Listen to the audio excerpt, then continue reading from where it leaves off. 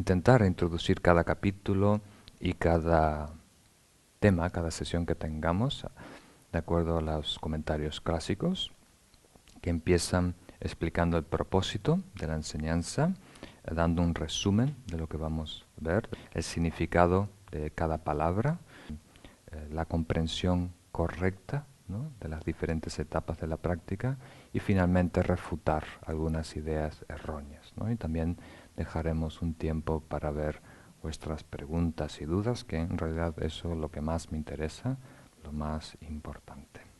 Entonces hoy no vamos a avanzar mucho, vamos a empezar hablando sobre lo que es el título en sí, ¿no? Aquí tenemos en castellano la práctica del Bodhisattva.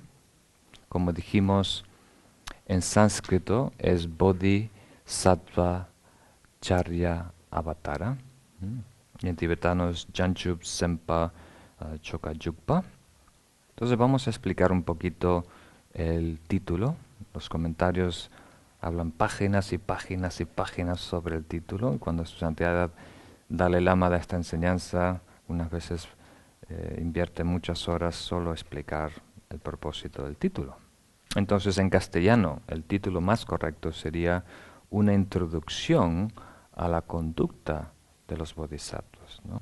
Emprendiendo la práctica del bodhisattva, introduciéndonos a la vida, porque aquí conducta no se limita a la disciplina, ¿no?, a la forma de actuar, sino la actitud interna, los pensamientos, la aspiración, las meditaciones, todo, básicamente, todo lo que es un ser, toda su actividad física, verbal y mental, ¿no?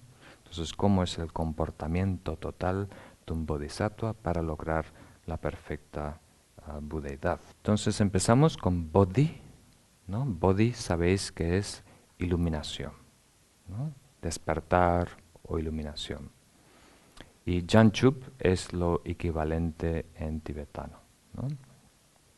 Entonces, Jan en tibetano quiere decir purificar.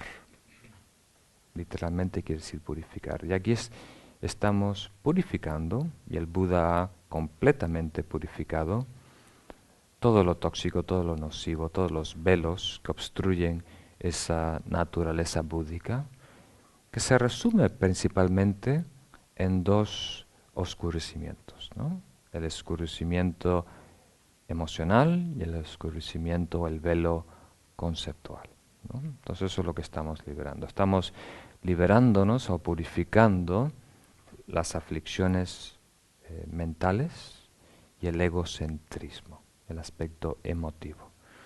Y después el velo conceptual tiene a su vez dos, ¿no? Atribuirle una existencia inherente al ser, o sea, pensar que hay un ego eterno, individual, ajeno a otros, y después la naturaleza inherente que le atribuimos a las cosas, a los fenómenos, ¿no? Entonces el velo conceptual tiene este aspecto subjetivo y objetivo, y el aspecto emotivo tiene, o el velo de las emociones tiene las aflicciones mentales, como la ira, como el deseo, y también podemos decir el egocentrismo, ¿no?, el estar autoenamorados de nosotros mismos, una exagerada importancia por nuestro bien, vernos como el eje del universo. Ese es Jan. En Chub quiere decir logro. Entonces aquí quiere decir que el estado de iluminación de Bodhi no es solo este aspecto de purificar, de eliminar los velos emotivos y conceptuales, sino también de adquirir, desarrollar y perfeccionar las cualidades y las virtudes positivas, ¿no? Principalmente se refiere a la sabiduría primordial, ¿no?, comprenderla y después experimentarla. Y después tenemos Sempa. Sempa en tibetano es lo equivalente a Sattva, Sattva, que se puede interpretar como héroe. Esta es una palabra que me cuesta pronunciar en castellano, héroe, pero poco a poco me va saliendo mejor. Entonces, Janchup Sem quiere decir mente, ¿no? Entonces hay diferentes comentarios. Hay algunos que lo explican Janchu Sem, la mente iluminada. Y Pa es el ser, el héroe que encarna esa mente iluminada, ¿no? Entonces Janchu Sem Pa es Bodhisattva, ¿no? El ser que tiene dentro la mente iluminada. Entonces todo ser que desarrolla, cultiva esta mente iluminada se convierte en un bodhisattva. Un bodhisattva aspirante, como cualquiera de nosotros, que aspira a la iluminación de todos los seres. Un bodhisattva realizado, uno que ha tenido una experiencia directa de esa verdad última. Y un bodhisattva perfeccionado, que es un Buda completamente realizado. Entonces hay tres tipos de bodhisattvas, ¿no? Un bodhisattva que tiene un nivel profundo de realización, un bodhisattva que es un Buda y un bodhisattva que es aspirante. Y eso lo veremos. Este primer capítulo trata el bodhicitta, trata de alabar y explicar lo que es el bodhicitta. El capítulo 2 y 3 explican cómo desarrollar la mente de la iluminación. Entonces, un título, ¿no? En este caso puede tener diferentes propósitos, ¿no? Puede de alguna manera inspirarnos a descubrir una práctica, una veces los títulos son como una analogía sobre lo que se trata. En este caso, este título en particular explica el contenido, ¿no? Entonces dice los comentarios que una persona superdotada, sola de escuchar el título, ya sabe exactamente todas las palabras que están adentro, ¿no? Y una persona media dotada, media madura en el camino espiritual, solo comprendiendo el título ya sabe de qué va el texto, ¿no? Ya sabe el contenido principal. Y si para las personas con menos facultades, el título les ayuda a encontrarlo en el estante. Eso es lo que dice, que por lo menos no saben cómo identificar el texto, cómo se llama, ¿no? Estos comentarios tibetanos son graciosos algunas veces. Entonces, Janchup, Sem es la mente iluminada y Pa es el héroe que encarna, ¿no? Chopa quiere decir actividades, en su contexto, en su definición más inclusiva. Todas las actividades, todo el comportamiento, todos los movimientos de un bodhisattva, ¿no? Y Yukpa quiere decir en sánscrito avatar, ¿no? Tenemos esa palabra ya asimilada, ¿no? En nuestra cultura y en la película Avatar, ahora se usa avatar en el internet, ¿no? Es un poquito diferente el sentido aquí, ¿no? Avatar no es en el sentido de como un avatar en la tradición hinduista, ¿no? Una manifestación de la divinidad en la tierra. Avatar aquí quiere decir descender o introducirse, ¿no? Penetrar dentro de. Entonces aquí estamos introduciendo, penetrando lo que es la actividad, la vida, la conducta, la práctica de un bodhisattva. Ese es el significado de este título. Entonces, bodhicitta, esta palabra Janchu Sempa, solo para aclarar, tiene dos cualidades importantes que hay que tener en cuenta. Porque hay muchas mentes iluminadas, ¿no? Mentes bondadosas, mentes que aman y quieren ayudar y beneficiar a otros. La distinción de bodhicitta son dos. La primera es que es completamente inclusiva, no deja a nadie atrás. Entonces hay algunas personas que mueren, ¿no? Por su escuadrón, por ejemplo. Hay otros que mueren por su familia. Hay otros que mueren por su bandera, ¿no? Hay otros que son muy generosos con niños, por ejemplo, ¿no? Pero no tanto con adultos. Hay otros que son generosos con las mujeres, pero no los hombres. Hay otros que son generosos con los que tienen la piel blanca, pero no la negra. Y hay otros hasta que pueden ser generosos con todos los humanos, pero maltratan los animales, ¿no? Entonces aquí, este bodhicitta es completamente inclusivo. Todo lo que es vida, queremos ayudar, queremos beneficiar, queremos que encuentre esa felicidad, ¿no? Sin descartar a nadie. La segunda cualidad de bodhicitta es que atiende la raíz de todos los problemas. Esto es muy importante comprenderlo y muy difícil comprenderlo. Lo he explicado varias veces y creo que no he logrado aclararlo una vez, porque vemos la cosa, la situación, el mundo, el camino espiritual, dependiendo de nuestro estado de conciencia. Cuánto tiempo y espacio abarca nuestro estado de conciencia. Pero vamos a intentarlo, especialmente que hoy queda grabado, para comprender el mapa, la situación actual. Lo que nos interesa, por supuesto, es atender al sufrimiento, tanto físico y mental, psicológico, que estén atravesando las personas. Sabemos, de acuerdo a las enseñanzas budistas, que ese sufrimiento es causado por acciones negativas, nocivas, ¿no? Hoy en día vemos un ejemplo muy práctico, obvio, que es el problema en el medio ambiente, ¿no? Al no respetar la naturaleza, la verdad, a ir en contra de la naturaleza, tenemos que vivir una situación desastrosa en las próximas décadas, ¿no? Hoy pensamos que hay un problema enorme de refugiados que están introduciéndose a Europa, que no se ha visto desde la Segunda Guerra Mundial.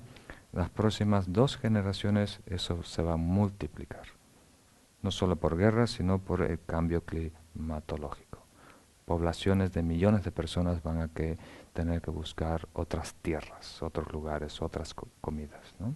Entonces, el causa son las acciones físicas, verbales y mentales. Eso produce el dolor y el sufrimiento. El karma negativo viene de estados negativos. Si se apodera de nosotros la ira, si somos presos del enfado, naturalmente lo vamos a expresar con palabras que hieren a otros o acciones que puedan herir a otras personas, ¿no? Y los estados aflictivos dentro de nosotros, de ahí se desembocan, por supuesto, todas las emociones como celos, envidia. Esos estados aflictivos primarios, que por un lado es el deseo, ¿no? Y por el otro lado la aversión, nacen del egocentrismo, ¿no? Esta idea, es más que idea, esto es preconceptual. La noción, sentirnos el eje del universo, la persona más importante. Entonces, cuando se acerca algo atractivo, lo queremos poseer. Cuando se acerca algo que nos amenaza, lo queremos destruir, alejar, rechazar, ¿no? De ahí surgen todas las emociones, de esta distorsión emotiva. Y este egocentrismo surge del autoaferramiento, de estar aferrados, apegados al ego, una noción de ser un individuo, el falso yo, la ignorancia primordial. Entonces, si tenemos estos escala, ¿no? Es causal, uno se va causando a la otra, consecuencial. Entonces, naturalmente, deberíamos preocuparnos por atender las causas raíces principales y no tanto por los síntomas de los males, ¿no?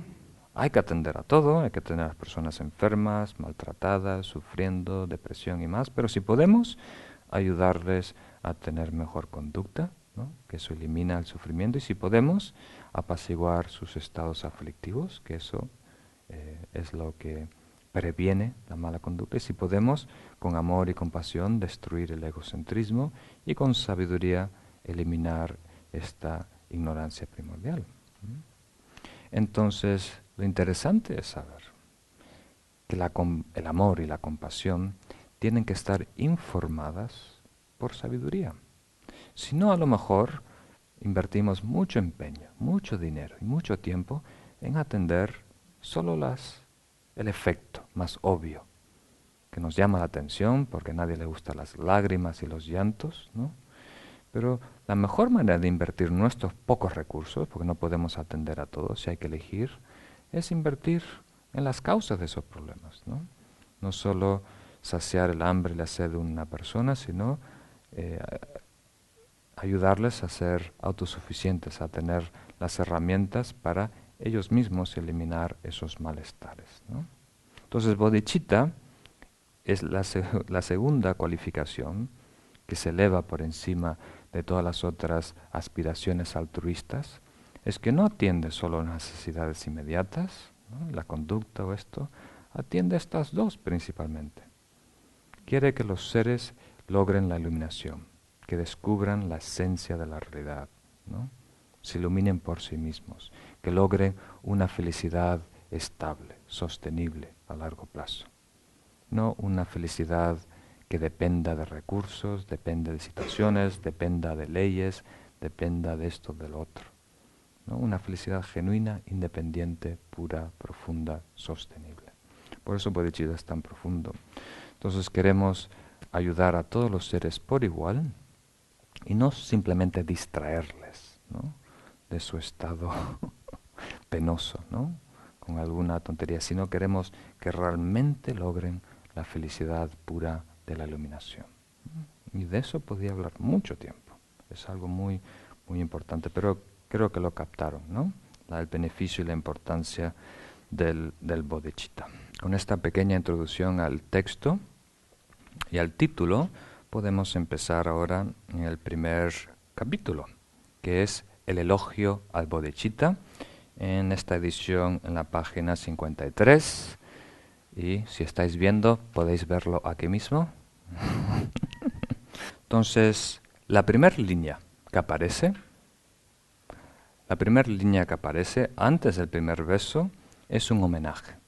Homenaje a todos los Budas y Bodhisattvas. Esto no lo escribió Shantideva, esto fue agregado por los traductores tibetanos.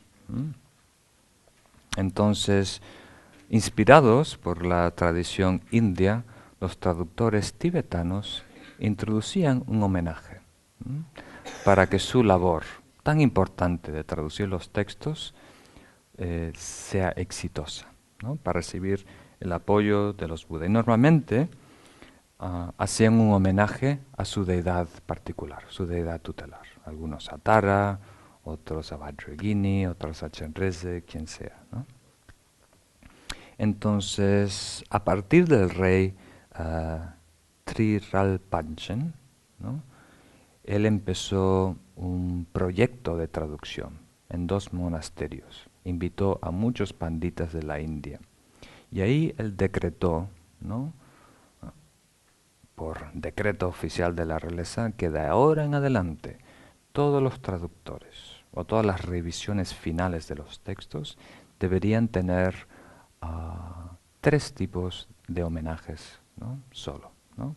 Tener como un código para que después podríamos saber el contenido del texto. Entonces, si se hace al principio un homenaje al Buda, sabemos que es un tratado sobre el Vinaya, o la conducta, la disciplina, o los votos. Si se hace un homenaje a Manjushri, al Buda de la sabiduría, sabemos que es un tratado de metafísica, ¿no? Es un tratado de Abhidharma, el contenido.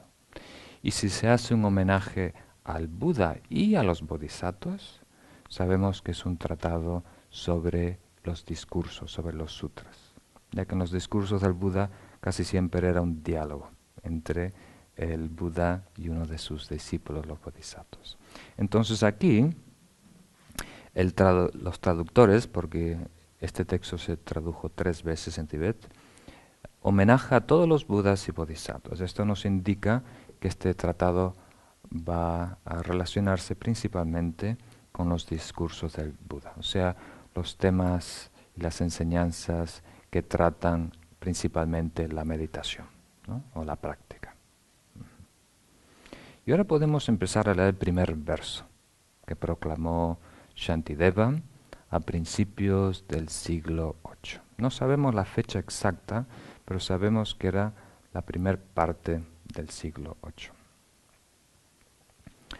A los que han alcanzado la felicidad, al Dharmakaya, del que están dotados, a sus herederos y a todos aquellos que merecen ser venerados, rindo homenaje respetuosamente.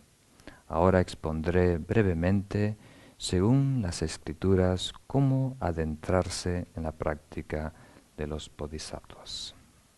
Entonces, esta primer palabra, felicidad, que tiene una nota final del página final del libro, realmente se refiere a sugata. Sugata. A los que han alcanzado la felicidad, eso es un término que se llama sugata en sánscrito, que quiere decir aquellos que han logrado el gozo. En vez de decir Buda iluminado, es los que están en el estado de éxtasis o de gozo final. Entonces aquí Shantideva a su vez empieza a homenajear y alabar al Buda, al estado de Dharmakaya, que es el estado eh, de la mente perfeccionado, la sabiduría que vamos desarrollando en el camino espiritual, en la etapa del Bodhisattva, esa conciencia, esa mente, se transforma en la sabiduría trascendental de un Buda. Se funde con la realidad absoluta. Y eso le llamamos Dharmakaya, el cuerpo de la verdad o la dimensión de la verdad del Buda. A sus herederos, los herederos del Buda son los bodhisattvas, los seres que están siguiendo el camino de las 6 paramitas, y a todos aquellos que merecen ser venerados, a todos los maestros también de Shantideva. Les rindo homenaje respetuosamente. Aquí expondré brevemente, según las escrituras, quiero decir, esto no es un invento mío, esto no es algo que yo he descubierto, según las escrituras del Buda y sus enseñanzas y sus discípulos inmediatos, cómo practicar, cómo introducirse, cómo emprender las prácticas y las meditaciones de los bodhisattvas. Entonces este primer verso se escribe especialmente para darnos fe y devoción a los que van a leer este libro, a los que van a enseñarlo y también a los que van a practicar las meditaciones que aquí se van a detallar, ¿no? Entonces, después viene el segundo verso, en donde, y esto es típico de todos los grandes tratados de la India clásica y también del Tíbet, que es el compromiso que adquiere el autor para componer su obra, ¿no? Nada voy a decir que no se haya dicho ya, y carezco de destreza en el arte de escribir. No pienso, pues, que esto vaya a beneficiar a nadie, lo que he escrito solo para cultivar la mente. Entonces aquí es un paso muy humilde que toma Shantideva, en donde dice que no hay nada nuevo que va a decir aquí, ¿no? Y esto es muy importante, es muy raro que alguien que dé un discurso de nueva era diga eso, ¿no? Esto es nuevo, esto lo acabo de descubrir yo en un monte, tuve una experiencia, tuve recibí este mensaje, canalicé esto, ¿no? Entonces aquí dice, aquí no voy a decir nada nuevo que no se haya dicho antes por el mismo Buda, pero sí lo voy a escribir porque las enseñanzas del Buda son vastas, enormes. Tuvo una vida pública de 45 años, ¿no? Entonces, aquí lo que está haciendo Shantideva para nosotros es resumir las enseñanzas, ¿no? Y presentarlas de una forma organizada para nuestro beneficio. Y carezco de destreza del arte de escribir.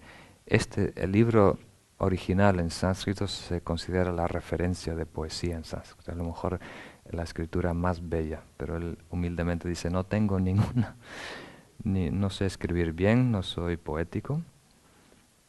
No pienso pues que esto vaya a beneficiar a nadie, ¿no? Lo siento. Esto aquí no hay nada nuevo, yo no sé escribir bien, esto creo que no va a ser útil para nada, pero lo he escrito yo solo para cultivar mi mente, solo para refrescarme la mente de las enseñanzas que he recibido de Manjushri, ¿no? Y después dice a continuación, ¿no? Así mi fe se fortalecerá durante algún tiempo para que pueda habituarme a lo virtuoso. Pero si otros con mi misma fortuna viesen estas palabras, podrían también beneficiarse. Entonces aquí dice mucho. En la primera parte, de alguna manera detalla la presentación de todo el camino del Paramitayana como un proceso de familiarización, de habituarnos con estados virtuosos, ¿no? Entonces alguien que está realizado, que tiene el nivel de Bodhisattva como Shantideva aún, ¿no?, le es beneficioso una y otra vez regresar a las enseñanzas, componer textos, recordar todas las meditaciones y todos los valores, ¿no?, para refrescarlos, para habituarnos a lo que es la virtud. Pero si una persona con mi misma fortuna, eso es importante, ¿qué quiere decir eso, con mi misma fortuna? Normalmente cuando hablamos de capacidad hablamos de dos cosas, mérito y sabiduría. Personas que tengan el mismo mérito y sabiduría, que coincidan, que sean afines a esta enseñanza. Porque con esto está diciendo, esto no es beneficioso para todos. A lo mejor alguien que tiene, ¿no?, como misión en la vida ser exitoso y millonario, no le va a interesar este enfoque tan altruista, ¿no?, de tener esta meta a largo plazo de muchas vidas, de lograr la iluminación de todos los seres. Entonces, para alguien que tiene la fortuna de tener cierta madurez espiritual, ¿no?, este libro le puede coincidir exacto, igual que me toca a mí, ¿no? Entonces, para esa persona de mi misma fortuna, estas palabras podrían realmente beneficiarla, cambiarla. Entonces, en este verso, el número 1 al final, él se compromete a escribir el texto. Entonces es muy importante. Todos los autores clásicos hacen un compromiso firme, porque cuando uno trata un tema importante como esto, siempre surgen obstáculos, ¿no?, porque esto realmente puede transformar y cambiar la vida de muchas personas. Entonces siempre hay resistencia, ¿no? Mueve cosas en nuestra vida, mueve cosas en el karma.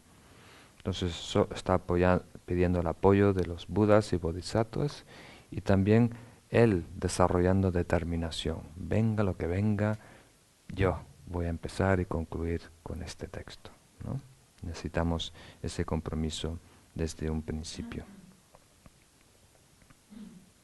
Y también aquí cuando dice, no hay nada que voy a decir que no se haya dicho antes, y esto carece, no tengo el arte de escribir poesía, es un hecho, un gesto de humildad.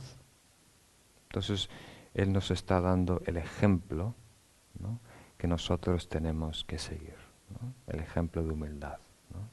De aquí estamos siguiéndole, de alguna manera, los pasos al Buda, ¿no? Nosotros tenemos que tener esa poquita humildad para descubrir y apreciar las enseñanzas. Y en este último verso, número 3, está tratando de animarnos para invertir más tiempo en estudiar, escuchar las enseñanzas y después practicar la conducta de los bodhisattvas. O sea, nos está retando, por decirlo así, para que elevemos nuestro nivel, ¿no?, y atender especialmente a aquellas partes que son más exigentes. A lo mejor cuando hablemos de la paciencia hacia nuestros enemigos, ¿no?, o de generar felicidad y entusiasmo con la práctica independiente de las circunstancias, o desarrollar un amor muy profundo que nos va a ayudar a desarrollar un samadhi muy profundo, o lo que más exigente es el capítulo de la sabiduría, de tratar de profundizar qué es la verdad, ¿no? Finalmente, ¿qué es la verdad? Cuando quitamos todo lo que estorba, todas nuestras ideas y etiquetas, ¿qué queda? Entonces nos está retando de alguna manera a superar nuestros miedos, nuestras esperanzas, y de tener una mente muy abierta, muy limpia, y atender a lo que va a ofrecer a continuación. Ahora vamos a hacer nuestra meditación base para este curso, que es el Anapanasati, en donde nos enfocamos en la respiración. Para tener acceso, ¿no?, a atender esta sensación táctil de sentir el aire y entrar, es muy importante relajarnos completamente, ¿no? La mente se tiene que soltar, liberar de la tensión corporal, física, ¿no? Entonces tenemos que invertir un tiempo en relajar el cuerpo. Podemos hacer yoga, tai chi, qigong antes de meditar, por lo menos respirar profundo, respirar abdominalmente, soltar el diafragma, imaginar que el aire atraviesa todo el cuerpo, llegando hasta las plantas de los pies. Y cada vez que el cuerpo exhala, aprovechamos a soltar esa tensión atrapada en algún lugar del cuerpo. Y empezamos, como siempre, respirando profundo y lento.